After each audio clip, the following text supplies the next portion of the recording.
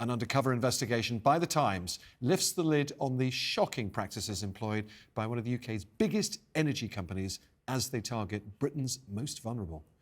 Debt collectors employed directly by British Gas are breaking into freezing homes and forcibly installing pay-as-you-go meters in homes struggling to pay their bills. What's worse, they seem to really enjoying it. The Times investigators caught it all on hidden cameras. Let's take a look. Hello, it's British Gas, your gas supply. We're here with a court warrant. Can you please open the door? Otherwise, there are lots of them open it for you.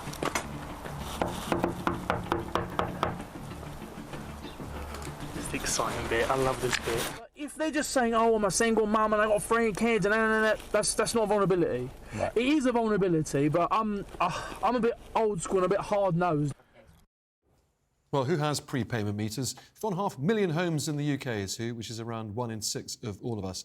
And they have become controversial during the cost of living crisis because they can leave people who cannot afford to top them up in the cold and the dark. So much so, in fact, that the charity Citizens Advice wants them to be replaced entirely with standard credit meters, where customers use the energy first and then they pay later when they can afford to.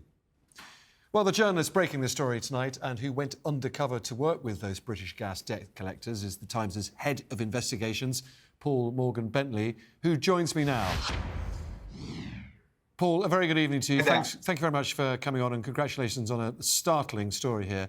Now, the energy regulator Ofgem say that forcing customers onto prepayment meters should only ever be as a last resort and should never happen to vulnerable customers.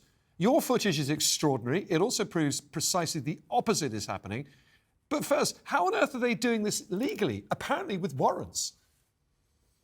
Yeah, so I think it's a process that lots of people haven't known about. And during the cost of living crisis, as more and more people are struggling to pay their bills, more and more of these warrant applications are being made on behalf of energy firms. The numbers are going up and up. And so it's become an issue that charities and campaigners are becoming louder about.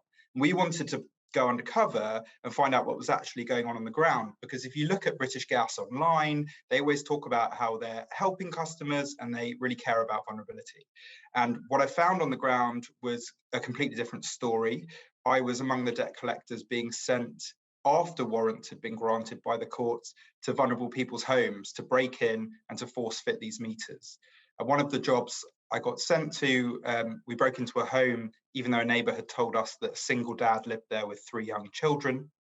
We went inside, there were toys on the floor, Peppa Pig figurines, the type of thing very young children play with.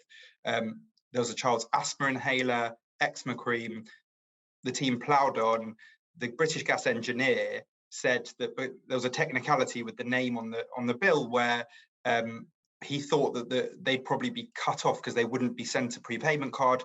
That didn't stop them. They carried on. And that was typical of what's been going on. I had my own experiences on the ground in these vulnerable people's homes. We also got sent under warrant to someone aged 77 and to a young mum who had 4 kids, the youngest of whom was 4 weeks old. But also I got sent documents as part of the job, which showed that this was going on around the country. And it was on the official documents. They'd say prepayment meter fitted under warrant. And then there'd be notes from a debt collector saying something like, customer has a hoist, customer has a 2-year-old child, customer has extreme mental health problems, bipolar. And yet it was still going on. OK, Paul, let's have another look at another bit of powerful footage that you also recorded undercover. The debt collector leading the team did not seem fazed by the signs that children were living in the home. No risks, no vulnerabilities on site. Ending call recording now. The British Gas engineer explained how he thought the family would probably get cut off from their heating. He said the account was in the generic name of occupier, so they might not automatically be sent a top-up card. You won't get sent a card, so he's going to go off supply. Paul, a single dad and his child were living in that property. You weren't showing the pictures there, of course, to protect them, their identities. The debt collectors clearly had no regard for how much more difficult this prepayment meter was going to make their life. And I think one of the most disturbing parts of your film is these guys seem to be often really enjoying the misery they're inflicting on people. They're enjoying it, some of them, and they're incentivized to do so. What I found when I was there was that you got bonus points as a debt collector if you fit one of these meters under a warrant. And you got more bonus if you did that than if you flagged a vulnerability and you walked away from the job. So there you have it. You know, they can say they're looking out for vulnerabilities, but actually the agents are literally incentivized to force fit these meters. And yeah, it was a cultural thing. This wasn't one rogue agent. This was very much a practice that was going on throughout. I should say that British Gas uses a third-party company called Arvato, and I was employed by them, but Arvato do all this debt collection practice for British Gas. They've outsourced it entirely. OK, Paul, you've been in touch with British Gas, haven't you, since the story broke, and what did they tell you? Well, they have immediately suspended this kind of force-fitting of prepayment meters under warrants while it conducts an investigation. They said they'll suspend it at least until the end of the winter. But they're in hot water now. They've got Ofgem, the regulator, has also launched an investigation and is taking it very seriously and says it won't be shy of taking strong enforcement action. Grant Shapps has summoned them to a meeting. There's a lot moving quickly, but it was great to have a very quick result and to know that in the coming weeks, they won't be able to do this. OK, Paul Morgan-Bailey, thank you so much, and a great bit of reporting. Now, the government has responded to the Times' investigation tonight. The Business Secretary, Grant Shapps, has said he is, and we quote, horrified by the findings and that he'll be demanding answers to ensure this systemic failure is addressed during an urgent meeting with British Gas. Well, with me, as always, on a Wednesday is Wednesday night's First Edition panel. Here in the studio with me is the Labour MP for Swansea East and the Deputy Leader of Welsh Labour, Caroline Harris, and the Political Editor of The Sun, Harry Cole. Good to see you, folks. Caroline, I want to talk to you about this in particular. You're a constituency MP. What's your postbag and inbox like on this issue of prepayment meters? And in particular, some 600,000 people around the country have been forced onto prepayment meters in the last year or so. This has always been a problem, but it's a problem that's getting worse as the cost of living is really gripping. And what we didn't say there is that the cost of actually bringing in the debt collectors gets added to the debt.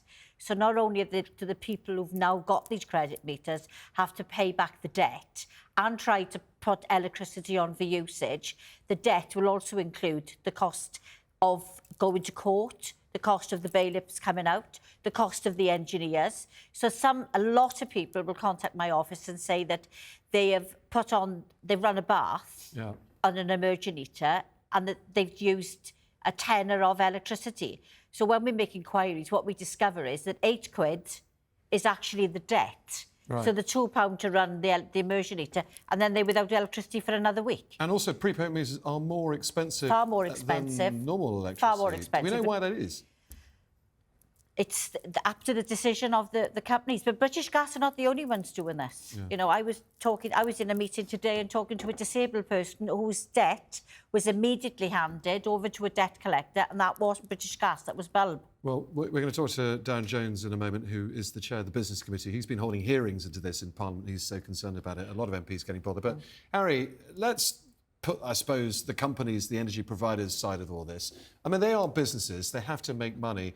And their argument is, in fact, as the Chief Executive of Ofgem was making in Parliament to Darren Jones and his committee yesterday, if people aren't paying their bills, they have to recoup that money somehow. They do, but also this is the sharp end of policy. Everyone knew this was happening. The anecdotal evidence, the evidence given to MPs, the stories we hear day in, day out about this happening, people knew about it, but now they're seeing it. And actually, it's amazing how those visuals that the Times have achieved with their remarkable undercover reporting has actually kick-started the government into action. This story has been around for a long time. We're nearly into spring now rather than winter. They're saying they can suspend this policy of doing this for the rest of winter, but we've already had months and months of winter.